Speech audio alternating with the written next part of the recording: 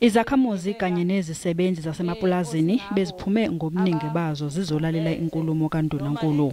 Zenyuke kakhulu izigameko zokubukana ngeziqu zamehlo phakathi kwabalimi kanye nezisebenzi zasemapulazini nyakenye kulandela isigameko sokubulawa kaGlenn kanye noVida Rafferty ababengabanikazi bepulazi. Lesi sigameko saholela ekutheni kujutshwe ithimba elizobhekana ngqo nalolu daba nelibandakanya izisebenzi zasemapulazini kanye nabanikazi bamapulazi.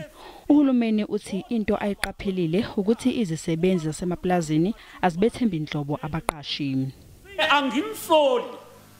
Anginsoli ngokuthi ningathembi ngokwanele.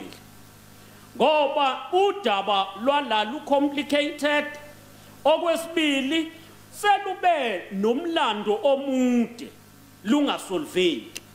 So isicelo sethu la ukuthi akazama ukwakha ukubambisana nokuthembana. UNdunankulu wesifundazwe uthi usazama ukubhekisisa izinsolo zokuthi abanikazi bamapulazi banyathela amalungelo abantu nokuyinto eyavela emhlanganweni owawubanjwe nyakenye. Kulezi insolo kukhona ukushaqwa kwemfuyo yezakhamuzi ngabanikazi bamapulazi. Kunokuhlukumezana obakhona phakathi kwabantu nabamafama.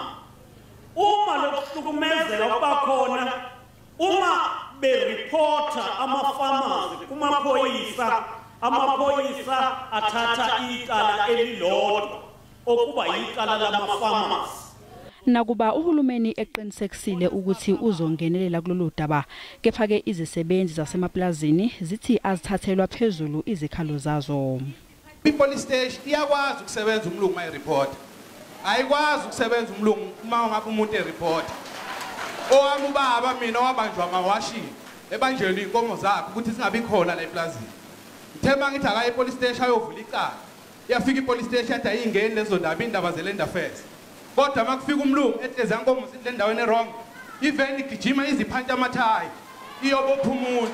Uma bangakhandi indawo yokuklina amaplaza amabhunu ngathi bangakwenzi nje lokho agri-village base bangayenzi nje ngoba bazoklina amaplaza amabhunu if mangabe besusa abantu bazobe besusa nje umlungu athi indawo yabantu naya lapha okuhlala khona abantu. Uhulumeni uthi kuzobanjwa imihlangano njalo emva kwezinyanga ezintathu uqinisekisa ukuthi zonke izinhlaka ezithintekayo kulolu daba ziyatshelwa ngenqubekela phambili esiyenziwe ukuxazulula izikhalo zomphakathi.